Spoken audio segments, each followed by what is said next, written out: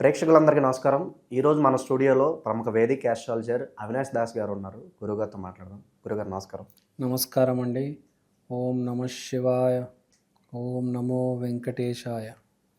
గురుగారు, శ్రీ విశ్వవసు నామ సంవత్సరంలో కన్యా రాశి వారికి ఈ కొత్త సంవత్సరం అంతా కూడా ఆర్థికంగా, ఆరోగ్యంగా అన్ని విధాలుగా మరి కొత్త సంవత్సరం ఎలా ఉండబోతుంది గురుగారు? ముందుగా కన్యా రాశి గురించి మాట్లాడదాం. కన్యా రాశి వాళ్ళకి ఈ సంవత్సరం ఒక కన్య వల్ల చాలా ప్లస్ ఉంది. చెప్తాను ఎలా. ఈసారి ఎవరైతే పెళ్లి చేసుకోబోతున్నారో వాళ్ళకు వచ్చే జీవిత భాగస్వామి ఒక బిజినెస్ పార్ట్నర్గా వస్తుంది. ఎలా అంటే చెప్తాను. మీరు ఒక పునుగుల బండి పెట్టారు, లేదంటే మీరు ఒక ఇడ్లీ బండి పెట్టారు. నేను ఎగ్జాంపుల్ బాగా ఇస్తూ ఉంటాను, ఎందుకంటే యూట్యూబ్లో బాగా వైరల్ అవుతుంది ఇలాంటి పునుగులు, ఇడ్లీలు, బజ్జీలు అంటే. రిలేటివిటీ కూడా ఎక్కువ ఉంటుంది. రిలేటివిటీ కూడా ఎక్కువ ఉంటుంది. సో ఈసారి మామూలుగా మనం ఒక బండి చూస్తాం, వైఫ్ అండ్ హస్బెండ్ కలిసి నడుపుతూ ఉంటారు, పక్కన ఒక పనోడు ఉంటాడు. ఇది ఒక రకమైన బండి. ఇంకో బండి ఏంటి, ఓన్లీ ఒక మగ ఆయన, ఒక జెంట్స్ ఉంటారు, మిగతా పక్కన ఏ బామ్మర్దినో లేకపోతే ఒక చుట్టం, ఇద్దరు మగవాళ్ళు కలిసి ప్లస్ పనవాళ్ళతో నడుపుతూ ఉంటారు. ఈ రెండు రకాల బండ్లు ఉంటాయి, ఒకటి వైఫ్ అండ్ హస్బెండ్, ఒకటి ఇద్దరు మగవాళ్ళు. సో ఈసారి మీరు పెళ్లి చేసుకునే అమ్మాయి మీతో పాటు కలిసి వ్యాపారం చేస్తుంది. ఓకే, అది ఏదైనా కానీ కాదు. ఆమె దోశలు వేస్తూ ఉంటుంది, వీడి ప్లేట్లో పెట్టి అందరికి ఇస్తూ ఉంటాడు, వడ్డిస్తూ ఉంటాడు. అది సో మనం చూస్తూ ఉంటాం. గమనించండి మీరు, ఇడ్లీ బండి దగ్గర ఒక ఆవిడ, వాళ్ళ ఆవిడే దోశలు వేస్తూ ఉంటుంది, పౌడర్ వేస్తూ ఉంటుంది, వీడు చట్నీలు వేసి అవన్నీ రెడీ చేసి ఇస్తూ ఉంటాడు. అంటే వైఫ్ అండ్ హస్బెండ్ కలిసి పని చేస్తున్నారు, వ్యాపారాన్ని నడుపుతున్నారు. సో ఈసారి మీరు పెళ్లి చేసుకునే అమ్మాయి మీతో పాటు తోడుగా ఉంటుంది. అంటే మనం కుకటపల్లిలో కావచ్చు, కేపీహెచ్బిలో షాపులు ఎక్కువ బాగా. కొన్ని షాప్స్లో చూడండి, వైఫ్ అండ్ హస్బెండ్ ఇద్దరు కూర్చొని ఉంటారు విత్ పిల్లలు. సో ఈసారి మీ ఆవిడ ఇంతకాలం ఇంట్లో ఉన్నా ఈసారి షాప్లో వచ్చి మీతో టైం స్పెండ్ చేస్తారు. అంటే కొంతమందికి నమ్మకం ఉంటుంది, మా ఆవిడ లక్ష్మీదేవి, నాతో పాటు ఆవిడ షాప్లో ఉండాలి, నా పక్కన కూర్చోవాలి, కూర్చుంటే నా షాప్ బాగా నడుస్తుంది, గిరాకీ బాగా వస్తుంది. అది ఒక రకంగా అడ్వాంటేజ్. ఎందుకంటే ఆమె ఎక్స్పీరియన్స్ కూడా యాడ్ అవుతుంది కదా షాప్లో. ఇప్పుడు దాకా ఈయన నడుపుతున్నాడు, ఈయనకు ఒక ఐడియా, ఈయనకు ఒక ఎక్స్పీరియన్స్, షాప్ నడుపుతున్నాడు. ఈమె వచ్చిన తర్వాత ఈమెకు కూడా ఒక ఐడియా ఉంటుంది కదా, ఈమె కూడా ఒకటి చెప్తుంది, ఇది యాడ్ చేయండి, మీరు ఓన్లీ కోకోకోలా పెడుతున్నారు, పెప్సీ కూడా పెట్టండి, పెప్సీ కూడా బాగా సేల్స్ ఉంటాయి. కొంతమంది ఏం చేస్తారంటే ఓన్లీ కోకోకోలా ప్రొడక్ట్స్ పెడతారు, పెప్సీ పెట్టరు. సో ఒక ఎక్స్పీరియన్స్ అనేది ఒక యాడ్ అయిందా లేదా? ఇన్పుట్స్ తన వైపు నుంచి కూడా వస్తుంది, తన సైడ్ నుంచి వస్తుంది. ఒక బేకరీ వాడు అనుకోండి, ఏంటంటే మీరు ఓన్లీ పిజ్జాలు, బర్గర్లు అమ్ముతున్నారు, ఇంకేమైనా పెట్టండి, కొత్తగా స్టార్ట్ చేయండి, ముందు ఒక చాట్ బండి పెడదాము, ఇటు పక్క జ్యూస్ బండి పెడదాము. దాన్ని చూసి దానివల్ల మనలో షాప్ లోపలికి కూడా కొంతమంది వస్తారు. ఓన్లీ బేకరీ అంటే ఎవరు వస్తారు చెప్పండి?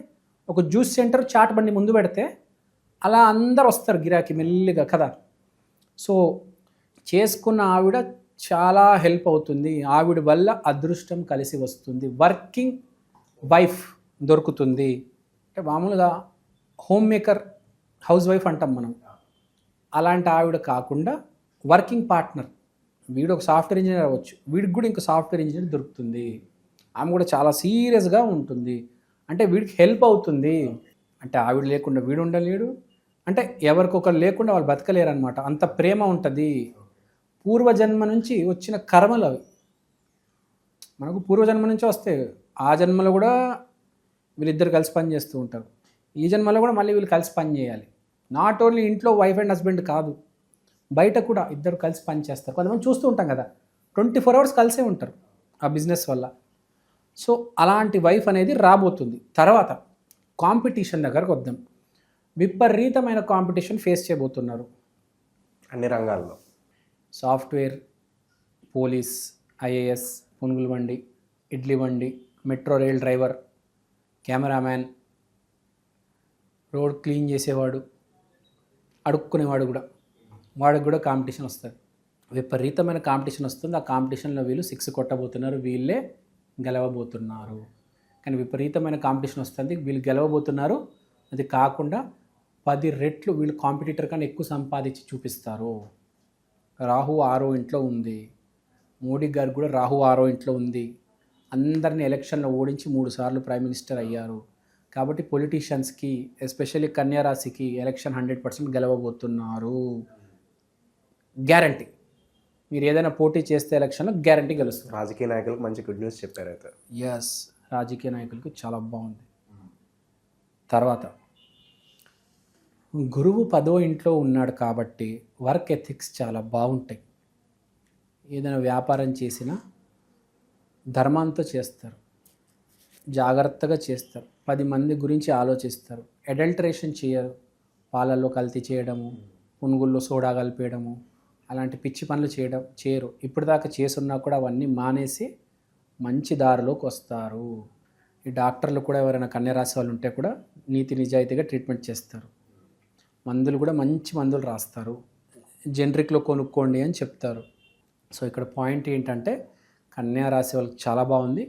ఈ నీతి నిజాయితీ ధర్మం కూడా చేయడానికి కారణం ఏంటంటే వీళ్ళ భార్య చెప్తాడు వీడికి, వద్దురా నాయన అది తిరిగి మనకు కొడతదిరా బాబు, చేయమాకరా బాబు, ఇప్పుడు దాకా నువ్వు ఇట్లా చేసావా, అదే రేపు మన పిల్లలు తగ్గుతుందిరా. వీడు కూడా భయపడతాడు, అమ్మ మా ఆవిడ మా పిల్లలు అని. వీడు కూడా నీతి నిజాయితీ ఆ మార్గంలోకి వచ్చేస్తాడు. భయపడతాడు ఈసారి కొద్దిగా కన్యారాశి వాడు. అమ్మో మా భార్య ఏంద్ర ఇంత ఇంటెలిజెంట్గా ఉంది, మా భార్య లేకపోతే అసలు నేను ఏమయ్యేటన్నా, మా భార్య ఉంది కాబట్టి నేను ఉన్నాను. నేను చూస్తుంటాం కొంతమందిని. ఇప్పుడు ఈ కన్యారాశిలో కూడా ఇప్పుడు లవర్స్ ఉంటారు కదా, లవర్స్ కూడా షాక్ అవుతారు. వీళ్ళ లవర్ చెప్పిన పాయింట్స్కి పిచ్చాలైపోతారు. ఏంటి దీనికి ఇన్ని తెలివితేటలు ఎక్కడి నుంచి వచ్చారా, ఇంత మెచ్యూరిటీ, నీ అమ్మ నేను మొగాడిని నాకే లేదు ఈ ఆడదానికి, దీనికి ఎక్కడి నుంచి వచ్చారా, అలా ఎలా తెలిసిందిరా దీనికి ఇన్ని పాయింట్స్, నాకే తెలియదు, మా అయ్యకే తెలియదు, దీనికి ఏంటి ఇన్ని తెలివితేటలు, ఊరు నాయను అంటే అంత ఒక అపారమైన రెస్పెక్ట్ వచ్చేస్తుంది వీడి లవర్ మీద లేకపోతే వైఫ్ మీద. బేసిక్గా లేడీస్ మీద వీడికి రెస్పెక్ట్ వస్తుంది. వీడికి అర్థమవుతుంది లేడీస్ చాలా తెలివిగలని. జనరల్గా లేడీస్ అంటే మగవాళ్ళకి రెస్పెక్ట్ అంత ఉండదు, కానీ ఈసారి వీడికి స్ట్రోక్ తగిలేసరికి వీడికి ఆ మైండ్ సెట్ అనేది క్రియేట్ అవుతుంది. అమ్మో లేడీస్ పరాశక్తి, మనం వాళ్ళ ముందు మనం దేనికి పనికిరాము అని వీడికి ఒక ఫీలింగ్ ఎస్టాబ్లిష్ అవుతుంది. సో ఫస్ట్ మోస్ట్ ఇంపార్టెంట్, ఇప్పుడు దాకా అధర్మం అంతా మానేసి ధర్మ మార్గంలోకి వెళ్తాడు. దాంతోపాటు భక్తి అనేది వీడికి మొదలవుతుంది. దీనివల్ల ఎక్కడో దేవుడు ఉన్నాడు, ఆ దేవుడు ఇదంతా చేశాడు, లేకపోతే ఇవి నా జీవితంలో రాకపోతే నేను చేస్తున్న పనులకి నేను ఏ జబ్బు వచ్చి పైకి వెళ్ళిపోవాలి, ఏ క్యాన్సర్ ఏదో వచ్చి వెళ్ళిపోవాల్సింది, నేను అన్ని మోసాలు చేశాను. లేకపోతే ఇప్పుడు దాకా 10 రూపాయలు సంపాదిస్తున్నాను, ఈమె రావడం వల్ల 50 రూపాయలు సంపాదిస్తున్నాను, ఈమె దేవుడే పంపించారు ఈ అమ్మాయిని. దేవుడి మీద నమ్మకం కలిగి భక్తి మార్గంలో నడుస్తారు, భక్తి మార్గంలోకి వచ్చేస్తారు గ్యారెంటీ. విష్ణుమూర్తిని నమ్మడం మొదలెడతారు. తర్వాత వీళ్ళకి రెమెడీ కూడా ఏంటంటే వైష్ణవ గుడి, అంటే వెంకటేశ్వర స్వామి గుడికి వెళ్తే చాలా మంచిది. ఎవ్రీ వెడ్నెస్డే వీళ్ళ కనుక వెంకటేశ్వర స్వామి గుడికి వెళ్తే చాలా మంచిది. వెళ్ళి కొంతసేపు కూర్చుంటే బెటర్. ఎందుకంటే మార్పు ఇప్పుడే వస్తుంది కాబట్టి, గ్రోత్ ఇప్పుడే వస్తుంది కాబట్టి వీళ్ళు కొంతసేపు 1 అవర్ అయినా కూర్చోవాలి.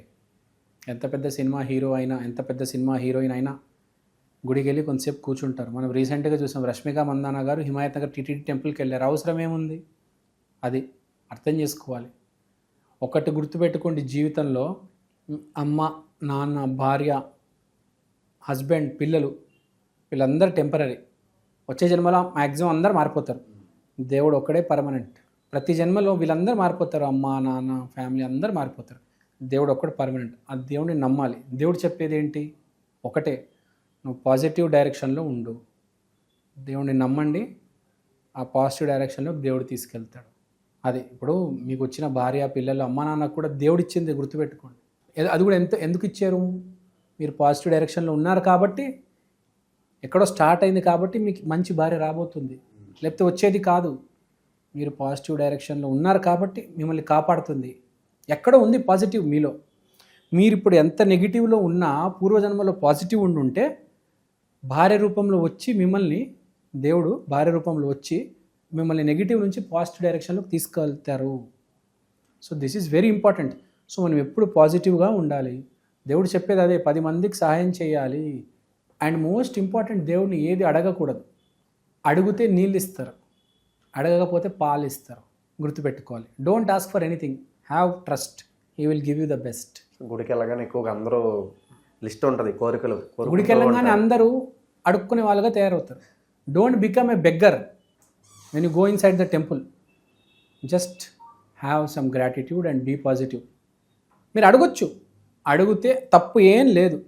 అడిగితే మీకు నీళ్ళు ఇస్తారు, అడగకపోతే పాలు ఇస్తారు. గుర్తుపెట్టుకోండి అంతే. మామూలు టీకి నీలోఫర్ టీకి చాలా తేడా ఉంటుంది. నీలోఫర్లో టీ తాగితే మీరు మంచిగా ఏసీలో మంచి చైర్లో కూర్చొని హ్యాపీగా కూల్గా తాగొచ్చు.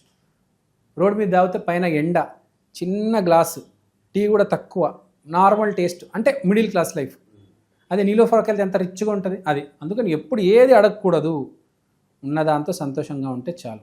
సో బేసిక్గా ఇది బాగానే ఉంది.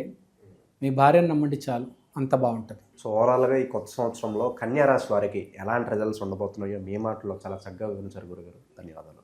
ధన్యవాదాలు.